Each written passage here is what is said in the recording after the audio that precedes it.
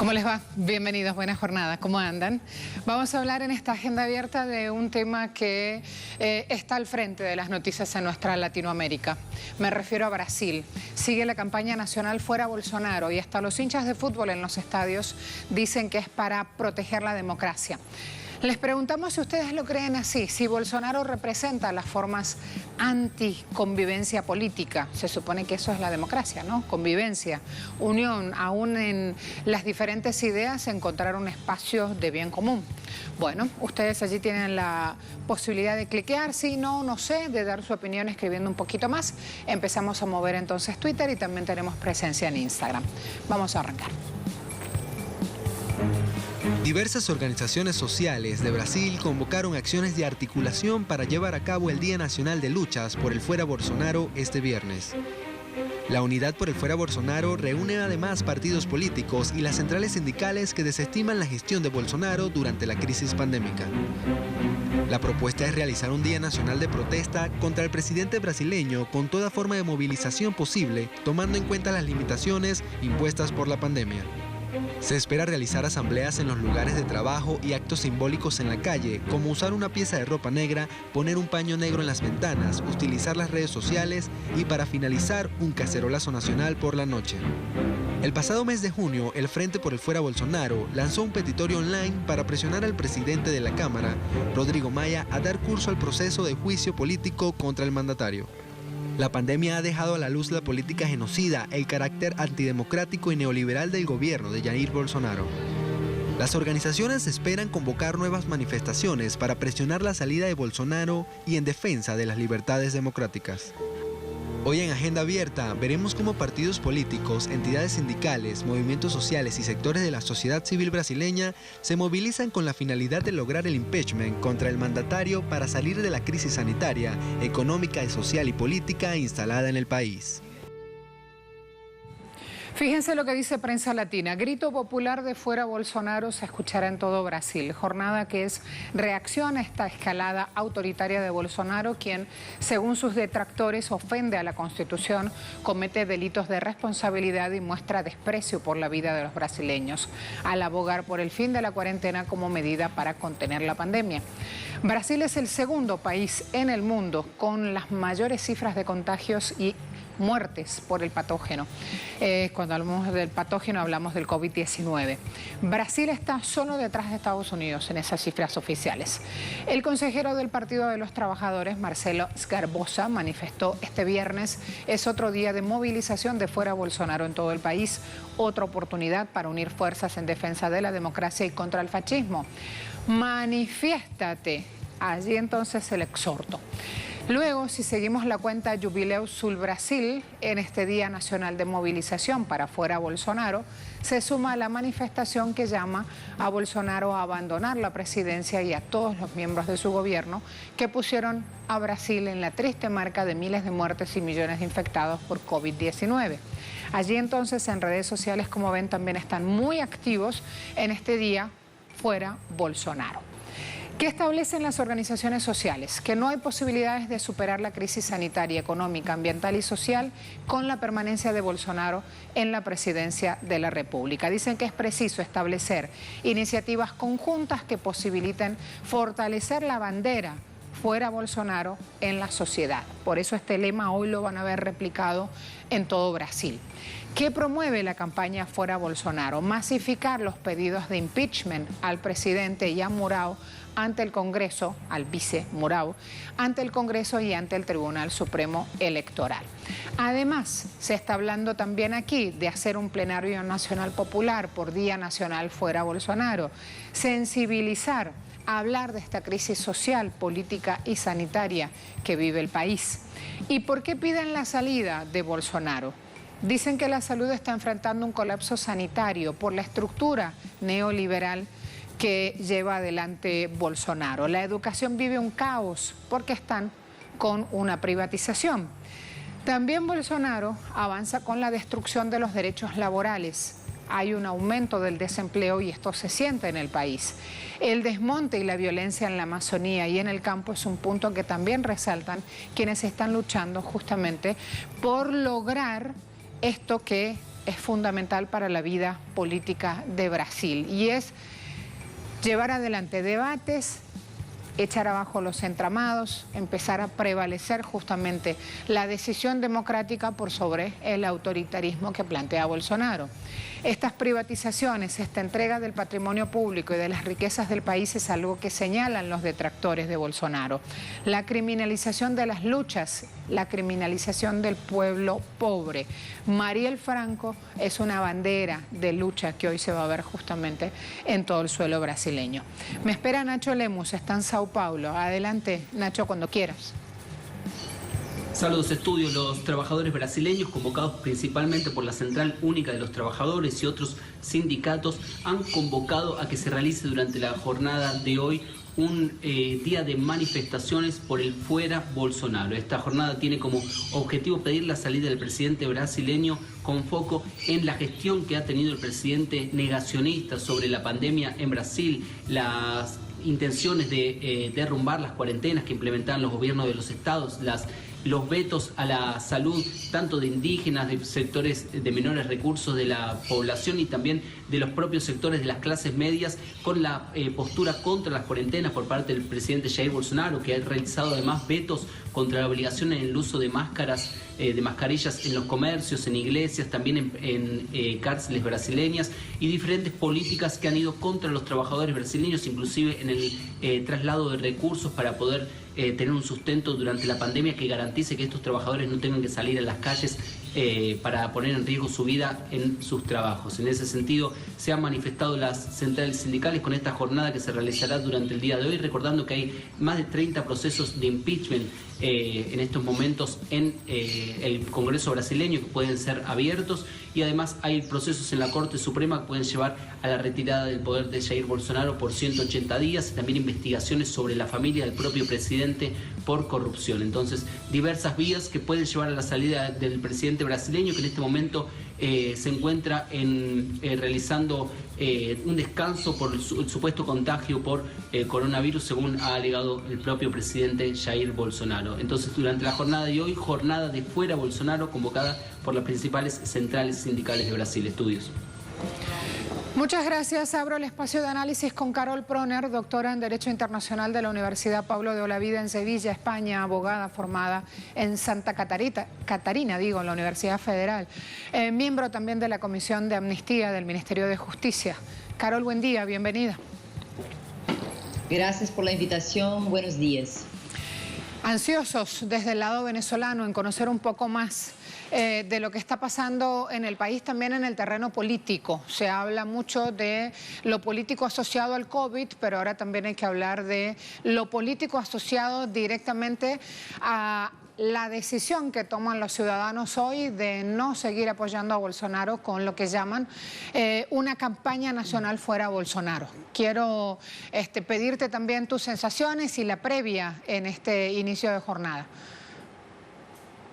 Sí, precisamente todo el análisis que acabo de escuchar del programa, sí es bastante importante que este fin de semana se organice en todo el Brasil una campaña nacional fuera Bolsonaro, que debe ser solamente el inicio de una campaña más amplia que va a tomar a partir de ahora los movimientos populares, los movimientos sociales populares de izquierda en Brasil. Hasta ahora había una duda respecto a cuál sería el camino a tomar, si el fuera Bolsonaro puede significar la manifestación de la justicia electoral frente a las últimas elecciones que han tenido fraudes por fake news. Eso sería un camino, o bien si él debería enfrentar la Suprema Corte, como ha dicho Nacho Lemus, si me parece, que significaría investigar crímenes que ha cometido a nivel personal, crímenes comunes, y él podría responder y ser afastado por 180 días para poder ser investigado por la Suprema Corte.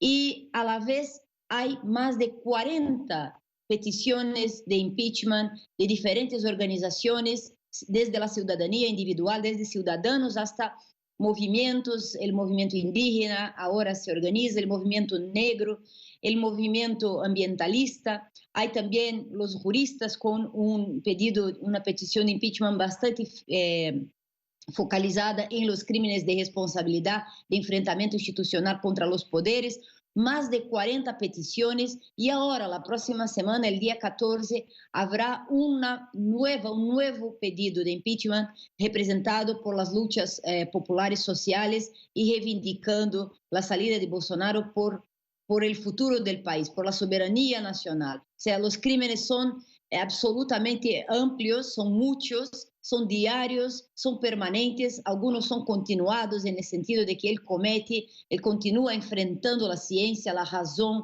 la Organización Mundial de la Salud, los especialistas, ¿no? Ministros de la salud, ninguno permanece porque es imposible tener racionalidad científica y permanecer en el gobierno Jair Bolsonaro. Es una amenaza global, una amenaza regional. Brasil representa casi 20% de las muertes a nivel mundial. Son más de 70.000 fallecidos ya en nuestro país. Son más de 1.750.000 contaminados. O sea, ya representamos prácticamente 15% de la contaminación a nivel mundial, ¿no? Todo eso es una situación que no permite otra conducta que no la petición ciudadana, democrática, prácticamente una obligación de ciudadanía pedir el fin de este gobierno.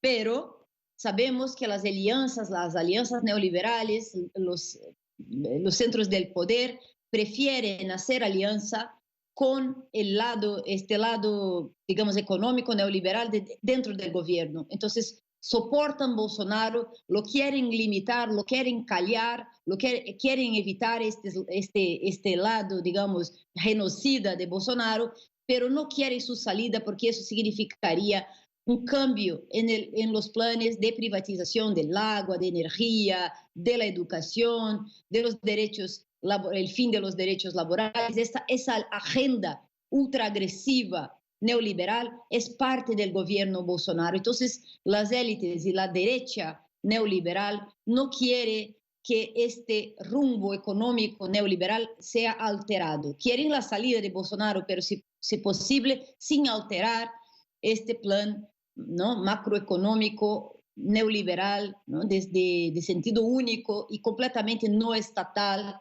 en todos los campos de la economía y de la salud y de la sociedad, ¿no?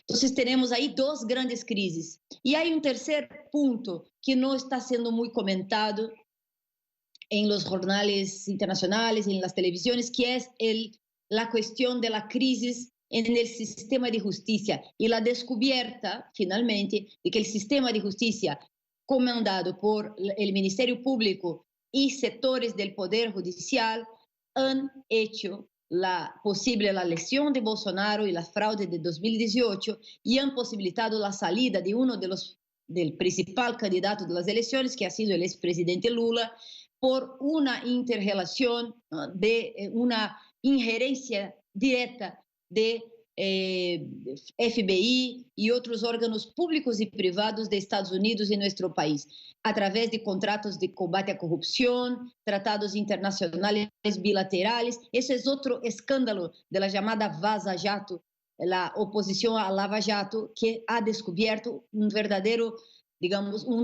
partido político a partir del Poder Judicial, utilizando recursos de nuestras estatales en contra del Estado, en contra de las estatales y en contra de la política progresista en nuestro país, o la política de izquierdas de nuestro país. Entonces, esto también hay que percibir y América Latina tiene que estar atento en cada país el uso de los acuerdos de combate a corrupción por Fiscalía, por Ministerio Público, con el fin de combater la corrupción y que, verdad, está siendo utilizado por injerencia internacional, por esta, digamos, corrupción funcional de los funcionarios del sistema de justicia que utilizan el combate a corrupción como si fuera el combate transnacional de un crimen y con eso pueden accesar a los tratados internacionales que finalmente se volcan contra el propio interés del Estado.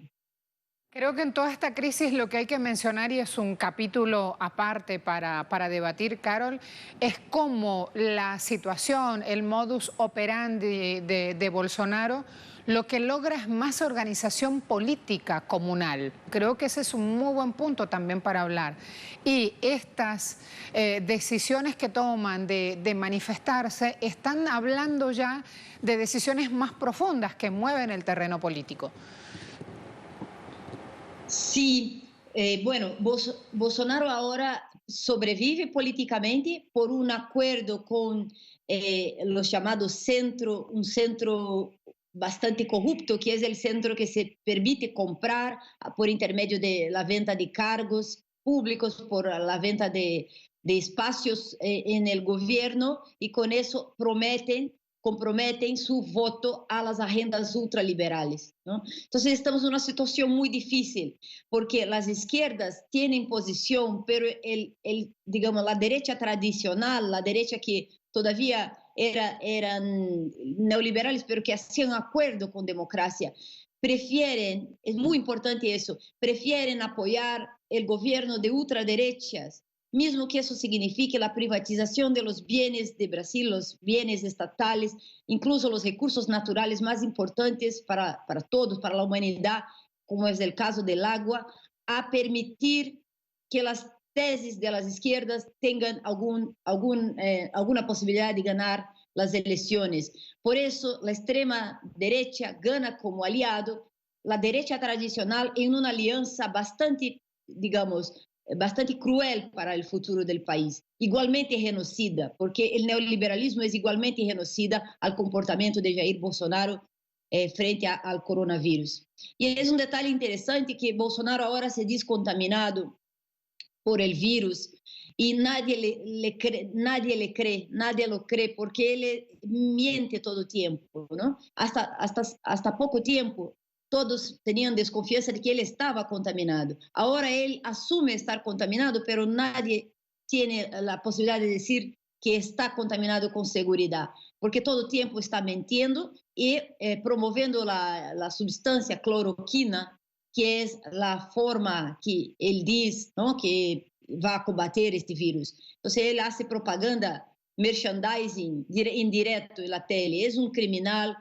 ambulante, ¿no? Entonces es muy grave lo que vive Brasil, es un verdadero, ¿no?, digamos, en todos los temas estamos pasando momentos bastante dramáticos, pero a la vez la población y digamos, los campos populares perciben que solamente la lucha con una dirección muy marcada, que es el Fora Bolsonaro, puede llevar una agenda social. Y eso nos distingue porque yo, como juristas por la democracia, tenemos muy claro que vamos por el impeachment, que tenemos que presionar la Suprema Corte con los inquéritos contra Bolsonaro y que también vamos para la casación de la chapa, porque todo eso es una gran fraude en Brasil, igual que otros países de América Latina también están sufriendo, como el caso de Bolivia. Incluso hay puntos en común entre estas dos experiencias.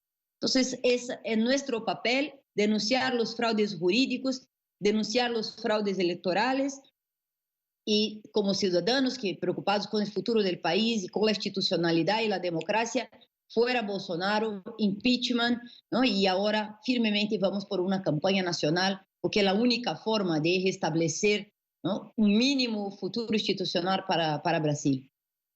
Dos cosas me quedan ahí repiqueteando, Carol. Decías que nadie le cree que esté contagiado con COVID-19 a Bolsonaro. Te pido, si es así, ¿escuchamos bien? Ratifícalo, por favor. ¿Nadie le cree a Bolsonaro que está contaminado? Hay una duda, no digo que nadie le cree, seguramente hay mucha gente que le cree, pero esta utilización de que ahora está contaminado le sirve muy bien para evitar los procesos de fake news contra sus apoyadores, el proceso de avance contra los crímenes de sus hijos, con el aparecimiento de un personaje político llamado Queiroz, que es un personaje clave para desvendar los crímenes milicianos de su familia, de su entorno. Entonces, Bolsonaro viene en un proceso muy atacado, muy, digamos, muy presionado por los procesos judiciales, por la Suprema Corte, por la imprensa de la Rede Globo, los medios hegemónicos que están en contra de Bolsonaro y a favor de un candidato, como es el caso del ex juez Sergio Moro. Entonces, en esta pelea de maldades que vive Brasil, Bolsonaro de pronto aparece contaminado por el coronavirus, pero nadie puede decir con seguridad que él está contaminado. Él ha presentado un laudo y es verdad que el laudo dice que es positivo, pero hay una sospecha porque le conviene estar ahora enfermo, retraído, no exponerse tanto y además victimizarse. Entonces, no está mal esta enfermedad aparecer en este momento, hacer propaganda de la cloroquina y estar como una persona que otra vez sufre un atentado contra su vida. La primera vez fue la famosa facada, no sé cómo se dice en español, que ha sufrido durante las elecciones y eso le retiró del público, le retiró de los debates electorales, no fue a la televisión y padeció como un enfermo, víctima, ¿no?, de los ataques de la derecha, de la izquierda, y eso le rendió votos en las urnas. Por otro lado, ahora con cloroquina, con la enfermedad, otra vez genera una sensación de víctima frente a todo. Soy víctima del Poder Judicial, soy víctima de los medios, soy víctima de las izquierdas, soy víctima del coronavirus. O sea, le conviene este papel victimado, aunque sea verdad, no sabemos. Es que es posible que ha sido una buena jugada de marketing, porque ahora él está en una posición de atacado, ¿no?, de víctima de un proceso general de ataques por todos los lados. Los 40 pedidos de impeachment son también una violación a sus derechos. Él se pone en una posición de víctima y eso le garante 20-25% de apoyo, que es mucho para alguien que detiene el poder. Ese es el gran problema. Él detiene los 20-25% de apoyo, controla el centro con la venta de cargos en el gobierno, con la manipulación política del centro, garante la agenda neoliberal y con eso evita que la derecha tradicional le haga presión efectiva para que él salga y con eso él se mantiene en el poder. Las izquierdas solo, sin apoyo popular, sin apoyo del Congreso Nacional,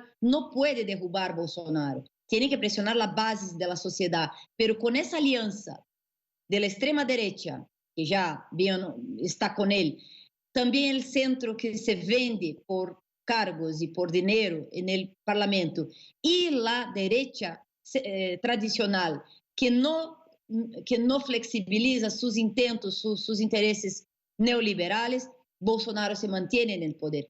La verdad es esa. Nuestro papel es seguir construyendo la conciencia en la base de la sociedad, pero la verdad es que ahora su alianza le permite los 25% de apoyo más, ¿no?, la institucionalidad del poder ejecutivo, el control del poder que le mantiene más o menos estable en el poder. Decía, dos cosas repiquetearon. Por un lado, la utilización política, por decirlo así, del COVID en la carrera de Bolsonaro presidente, pero también decías, en toda esta situación hay puntos en común con Bolivia. Y ahí rápido asocié también a Áñez, la presidenta de facto de Bolivia, está contagiada, y me hablas de esos puntos en común que me gustaría que los ampliaras, que nos profundices. ¿A qué te refieres, por favor? En Bolivia también Janine Áñez, me parece que ayer por la noche he escuchado la noticia que también estaría contaminada por coronavirus. Lo que no sé es si Janine Áñez hace propaganda de la cloroquina, yo creo que no. Pero también Bolivia padece de situaciones gravísimas. El comportamiento de Áñez es extremadamente grave contra los pueblos indígenas, discriminatorio y genocida en su forma de actuar. Es lo que percibimos claramente. La extrema derecha, además la conexión entre los grupos económicos parece que ha sido bastante frecuente. Ya se notan que han habido conexiones, viajes de avión entre Brasil y Bolivia durante los periodos de las elecciones del año pasado. En Bolivia vemos también la coordinación de entidades y organismos internacionales que han actuado para, como mínimo, desestabilizar las condiciones políticas durante las elecciones de 2018. El rol que ha tomado la OEA es muy, muy grave y provoca mucha inseguridad frente a esa organización de los Estados americanos, que sirve muchas veces de baliza o de verificador de elecciones regionales. Y es muy grave su papel de desestabilización de las elecciones de 2018, incluso reconocido por los periódicos más importantes, New York Times, centros de investigación en el mundo, y ahora tenemos nuevas elecciones. El Poder Judicial en Bolivia también se mueve para impedir, ¿no?, la normalidad electoral, no permitir que los candidatos del MAS sigan sus cursos y puedan candidatarse y puedan ejercer libremente sus derechos políticos y permitir que el pueblo boliviano pueda elegir el candidato que le conviene. Y se ve, se nota en todos los grupos de jurídicos internacionales que yo participo, mucha atención frente a las elecciones en septiembre, por la movimentación del Poder Judicial que practica algo muy parecido con lo que pasó en Brasil, lawfare, guerra jurídica contra el progresismo, contra líderes, partidos, contra la libre y soberana elección de los pueblos latinoamericanos. Entonces, en este punto, Brasil y Bolivia tienen puntos en común. La movimentación de las élites por intermedio del poder judicial, del poder electoral, de las formas de conducción de las elecciones. Yo no sé cuál ha sido el papel de la fake news en ese proceso, pero seguramente hay muchas noticias falsas que también atravesan Bolivia. Y ese papel de Jeanine Áñez y su forma de actuar como líder que ocupa el poder en este momento es también muy cercano en muchos aspectos al comportamiento de Jair Bolsonaro. Y sus relaciones, obviamente, internacionales y con Estados Unidos. Entonces, hay que estar atento en América Latina. Yo siempre repito eso en todos los espacios internacionales. Sectores de los poderes de administración de justicia, fiscalía, magistratura, jueces y también algunos sectores de la Policía Federal en intercambios internacionales están por cooperación técnica, acuerdos bilaterales de combate a corrupción, están minando las fuerzas democráticas, porque sí hay que combater la corrupción, pero no suspendiendo las garantías de la legalidad. Es muy importante, muchas veces incluso las izquierdas no perciben que sin la legalidad bastante estable, sin las garantías fundamentales aseguradas en códigos procesales, en constituciones, no se puede combatir cualquier crimen, menos aún la corrupción, que es elevada a la categoría de corrupción transnacional sistémica, igual que el crimen de terrorismo, igual que tráfico de drogas. Eso es muy peligroso en términos de manipulación política para las izquierdas y para la derecha. La corrupción se combate dentro de la legalidad, no fuera de la legalidad, no con extensión de las garantías del debido proceso legal, de la presunción de inocencia. Y es eso que estamos pasando en Brasil.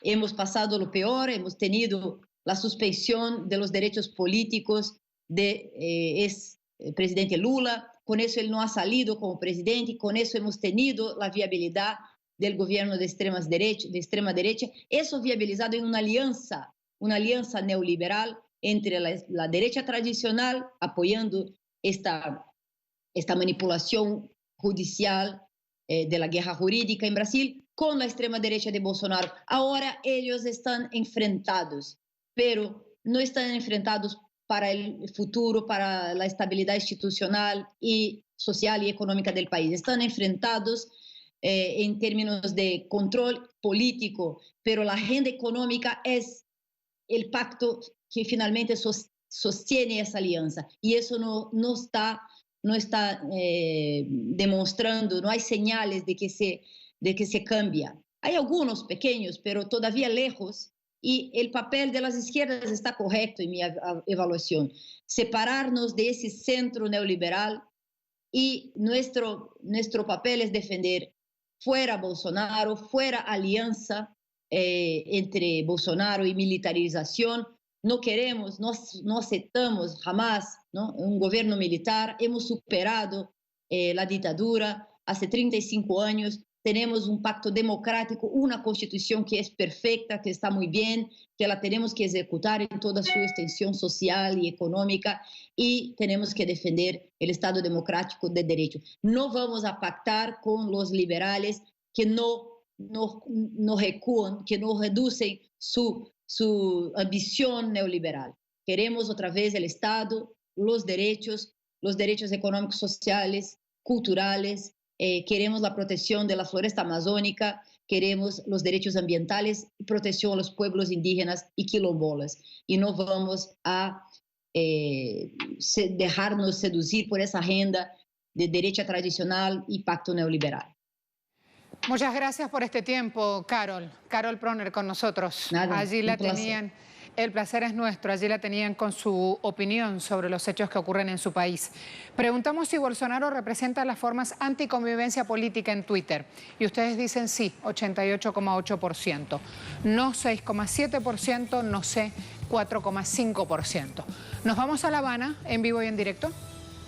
Son contactos de casos confirmados previamente. Importante que todas las personas que confirmen aporten el mayor por ciento de todos los que han tenido contacto con él o con ella en los últimos 14, 15 días, y que a la vez cualquier persona que conozca que una amistad, una persona con la que se ha relacionado es positiva, pues inmediatamente lo precise para poder estudiarlo, aislarlo inmediatamente y evitar la transmisión. En el día de ayer, de los 10 casos, en uno no se precisa la fuente de infección, se sigue profundizando y ya se acumulan 110, que es el 4,6%. Y se mantienen las 163 personas que tienen como fuente de infección el extranjero, o sea, el exterior de nuestro país. De los 10 casos confirmados, 8 son del sexo femenino, 2 masculinos, y ya de esta forma el 49,5% de todos los casos diagnosticados en Cuba pues son del sexo femenino, el 50,5% del sexo masculino, pero como ven se mantienen sin una diferencia importante como ha sido el comportamiento en nuestro país. 7 de los casos, de los 10 casos diagnosticados ayer, estaban asintomáticos en el momento del diagnóstico.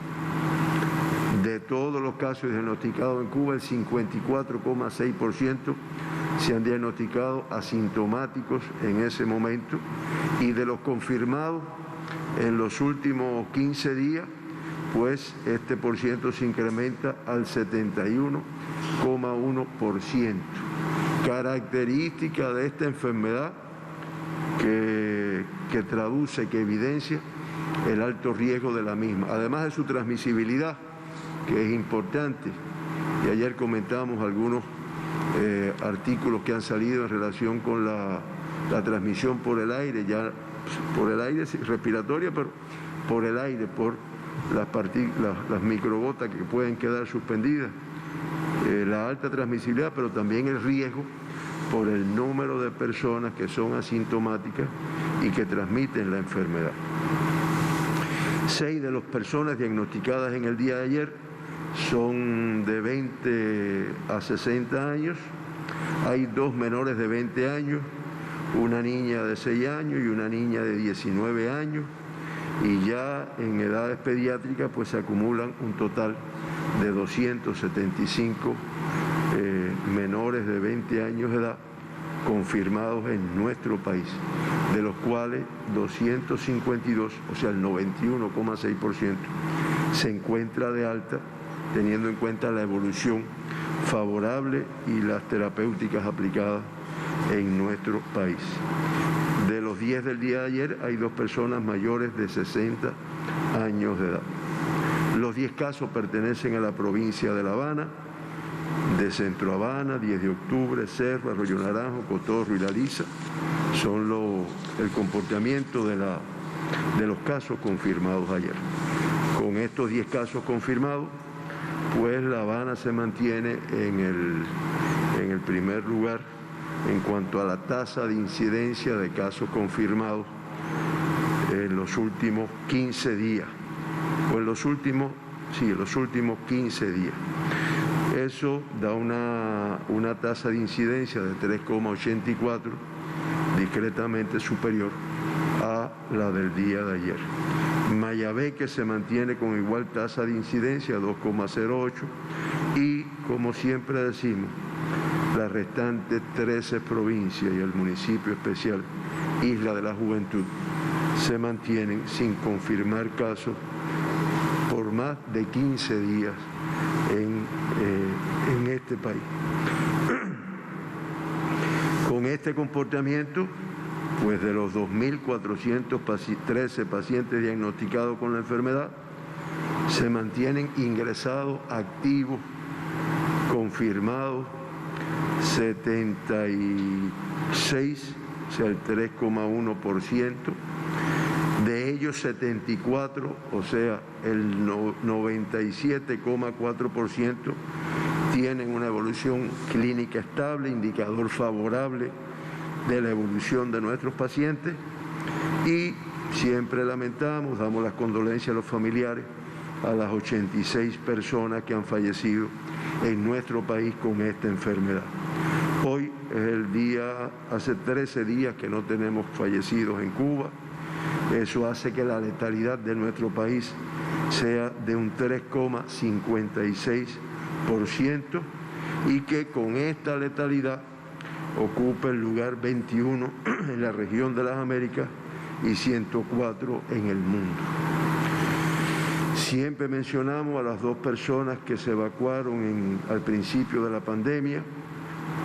Ayer se dieron 5 altas en nuestro país, 4 de La Habana, una de la provincia de Las Tunas, y con eso ya se acumulan 2.249 pacientes recuperados, o sea, el 93,3% de todas las pacientes que han tenido COVID en Cuba, pues se han recuperado de la enfermedad. Este es un indicador que no es positivo, ya que tuvimos 10 ingresos y 5 altas en el día de ayer. Hoy o hasta anoche a las 12 de la noche, pues se mantenían los 2 pacientes graves que ya venimos informando desde hace 2 o 3 días. Se mantienen graves, estables, pero siempre reportados de graves. Y ya acumulamos 14 días sin tener pacientes críticos en nuestro país, pacientes con esta enfermedad, lo cual indiscutiblemente es expresión de la atención, de las medidas de prevención, de los medicamentos que se aplican muchas veces antes de tener la enfermedad, los grupos de riesgo, y el protocolo de tratamiento, de ingreso y atención que tienen los pacientes con COVID en nuestro país. El mundo realmente, casi se puede decir que sin control, se mantienen los 185 países que han diagnosticado casos de COVID, pero ya la cifra de casos confirmados es de 12.017.118 casos. Ayer se confirmaron 215.313 personas con la enfermedad en todo el mundo. Y ayer nuevamente una cifra muy elevada de personas fallecieron con la misma, 5.374, y ya se acumula un total de 459.200 fallecidos en todo el mundo. Eso da una letalidad de 4,57%. La región de las Américas, también con una expresión muy poco favorable de la enfermedad, sigue siendo el epicentro de la misma hoy en el mundo, y ayer se diagnosticaron en la región de las Américas 130.592 personas con la COVID-19. Eso hace un acumulado de 6.266.703 casos confirmados, y ya eso representa el 52% de todos los casos confirmados en el mundo. Fallecieron ayer en nuestra región 4.018 personas, lo cual da un acumulado de 276.520 fallecidos. Eso da una letalidad de 4,41%. Y en el mundo, en la región de las Américas, la relación de países con mayor número de casos confirmados, pues está en primer lugar Estados Unidos con más de 3.055.004 casos confirmados y 132.309.000 fallecidos. Brasil con 1.713.160 confirmados y 67.964 personas que han fallecido. Perú en tercer lugar, Chile en cuarto y México en quinto, pero con la letalidad más alta de toda la región de las Américas. Estamos hablando de un 11,93% de todos los pacientes que han tenido COVID en México, pues han fallecido. Hasta aquí nuestra información de cómo se comporta la pandemia en nuestro país, en el mundo. Como ustedes ven, de mucho riesgo, y son las razones por las cuales se justifican todas las medidas que se mantienen en nuestro país de restricción, de medidas de exigencia que se cumpla lo que está establecido por el alto riesgo que existe en el mundo en relación con esta enfermedad. Héctor, no sé si hay alguna pregunta. Así es, doctor, tenemos algunas preguntas para hoy, así que... Dejamos La Habana, momento de una pausita rápida, nos da tiempo para hablar de Colombia, que hay un hecho importante. Están llegando todos los marchantes exigiendo la paz en el país a Bogotá, que es la capital de Colombia. Les cuento más a la vueltita.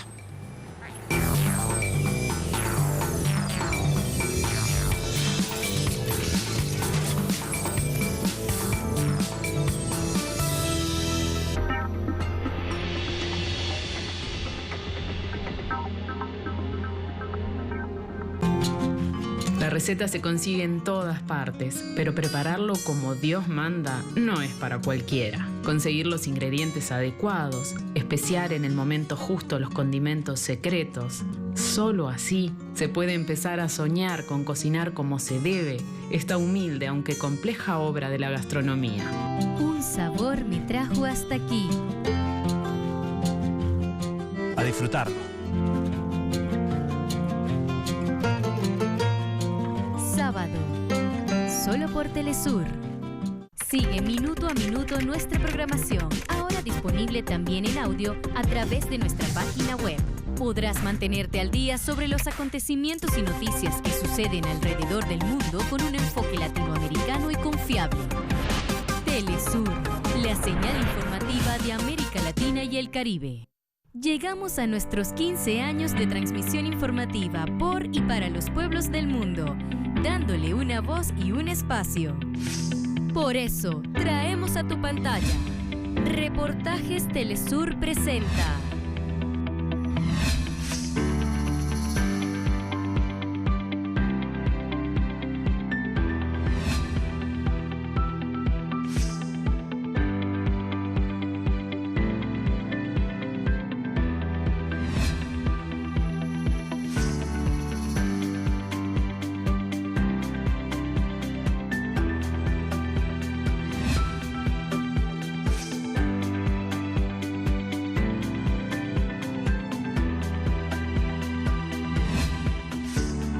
Documentales Telesur.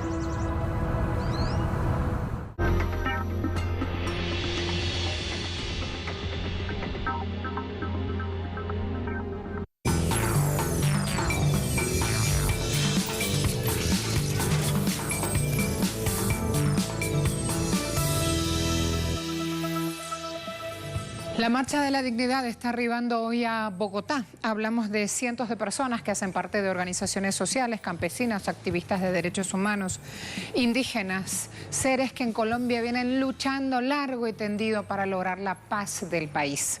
Sin embargo, pasan estas cosas. Me voy a ver en línea Popayán, una publicación digital. En Cauca denuncian que 51 líderes sociales han sido asesinados. El gobierno nacional reconoció el asesinato de 37 líderes en todo el país en este año 2020, pero las organizaciones sociales en Cauca dicen que solo en esa región ya van 51 dirigentes asesinados en este 2020, en este tiempo, en estos meses que corren de este año. Con el caso del año anterior, con el número sumado del 2019, irían 67 líderes asesinados, al menos 22 masacres, de acuerdo a los datos que tiene la Red por la Vida, que es una organización que también ha hablado ya de las prácticas que ya no se registraban desde hace varios años y que ahora han reaparecido, como el descuartizamiento de personas. Bohemia dice: arriba a Bogotá, marcha por la dignidad en Colombia, una marcha que contempla reflexionar sobre la verdad, sobre la justicia, exigir al Estado la puesta en práctica del acuerdo de paz firmado entre el gobierno de Colombia y las Fuerzas Armadas Revolucionarias de Colombia, Ejército del Pueblo. Ese es un acuerdo que se logró en La Habana en el año 2016. Los integrantes, los firmantes, tratan de que los colombianos analicen a fondo causas, consecuencias del exterminio de la vida y la naturaleza y decir sin tapujos quiénes se benefician con ello. Así entonces me preparo a ir con nuestro corresponsal, Hernán Tovar. Bienvenido.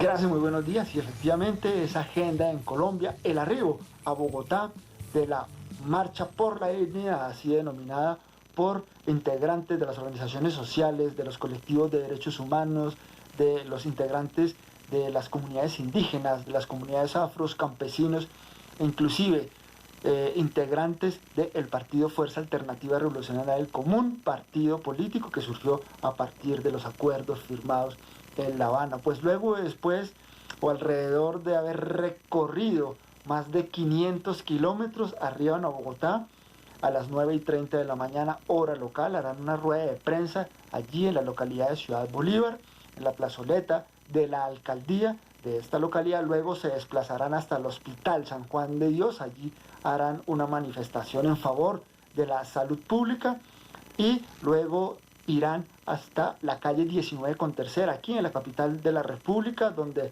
rendirán un sentido homenaje por Dylan Cruz. Recordemos, un joven manifestante que fue asesinado por integrantes del SMAT. Hacia las 6 de la tarde realizarán una velatón en memoria de todos los líderes y defensores de derechos humanos asesinados en Colombia. Y esta fue, digamos, las banderas que enarbolaron durante todo ese recorrido para que el gobierno proteja la vida de los defensores de derechos humanos, de los líderes, para que no se siga cometiendo el genocidio contra los integrantes o los combatientes de la antigua guerrilla de las FARC, y para que se respete la vida y los derechos humanos y se respete la vida de quienes ejercen el liderazgo social en Colombia. Ese es el objetivo de esta Marcha por la Dignidad en Colombia. Muchas gracias. ¿Otros temas?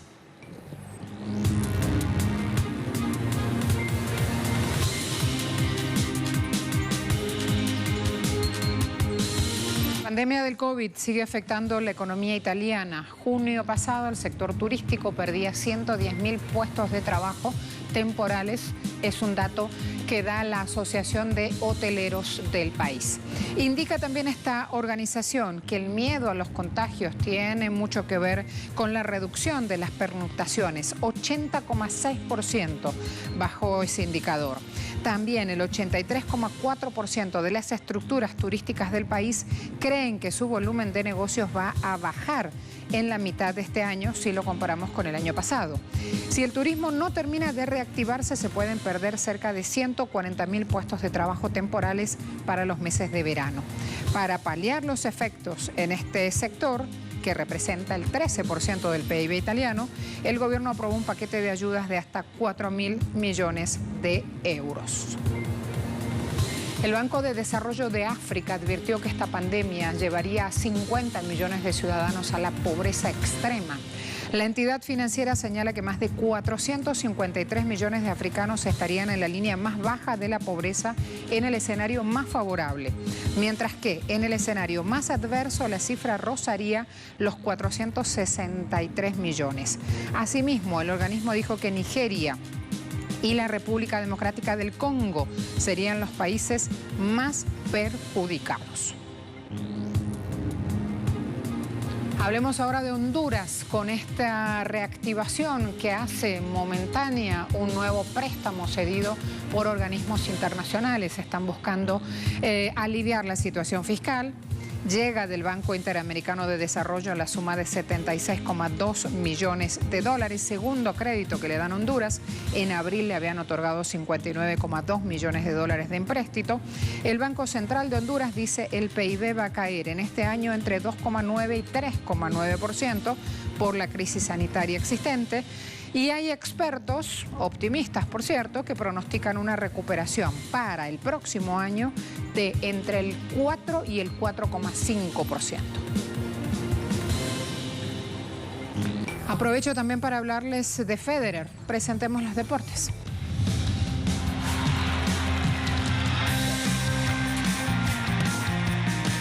El tenista suizo se recupera. Roger Federer comentó que su retiro de la actividad profesional está cada vez más cerca. Dijo que va a extrañar mucho el circuito de la ATP.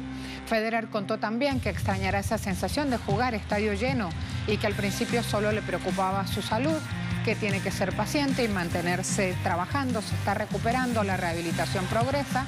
Se va a tomar el tiempo necesario, indicó también, para volver en plena forma. Para el próximo año, Federer tiene previsto jugar los torneos de Wimbledon, los Olímpicos de Tokio y la Laver Cup de Boston. Así que ya hay que disfrutarlo en lo que es la última etapa de su carrera. En Sevilla, fíjense que hay un triunfo importante, el Athletic Club de Bilbao, 2-1. Sevilla le tocó en el día de ayer trabajar y lo logró. Minuto 29, una maravillosa sucesión de pases lograba este gol de Capa, quien se encargó de batir la red con un potente disparo. Allí lo tienen, repetición. Al 69, Sevilla igualó acciones por medio de Ever Banega. Un tiro libre fue lo que le tocó. Y luego, 4 minutos más tarde, el Haddadi anotaba la ventaja para el conjunto con un cabezazo también a pase de Banega. Se convirtió en la figura este hombre. Una victoria entonces que mantiene al Sevilla sobre la cuarta casilla de la clasificación. Les dejo con el béisbol. Hablemos de Ronald Acuña Jr. Como se le conoce a Acuña, se quedó a tan solo 3 bases robadas de convertirse en el quinto jugador en la historia de las mayores en conseguir 40 cuadrangulares y 40 bases robadas. Sin embargo, las lesiones impidieron que el venezolano consiguiera este hito. Ahora, en la actual temporada, que se reanudará tras la pausa de la pandemia del coronavirus, Acuña Jr. espera conseguir 80 vuelas cercas y 70 estafadas antes de cumplir los 23 años. Y a pesar que será más corta la campaña, con tan solo 60 partidos, el venezolano tiene altas expectativas de lograrlo, aunque en los planes del jugador está también cosechar victorias para los Bravos de Atlanta y meterse en los papeles de los juegos clasificatorios a la Serie Mundial.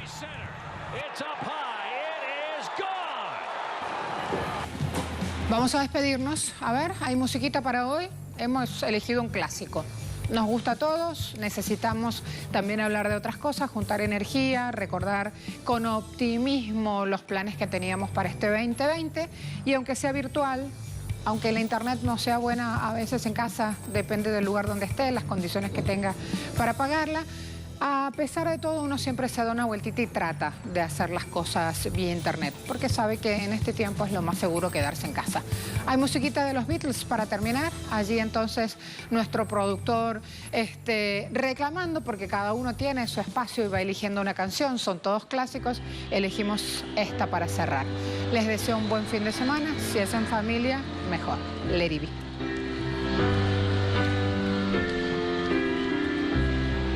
When I find myself in times of trouble, one day comes to me, speaking words of wisdom, let it be. In my hour of darkness,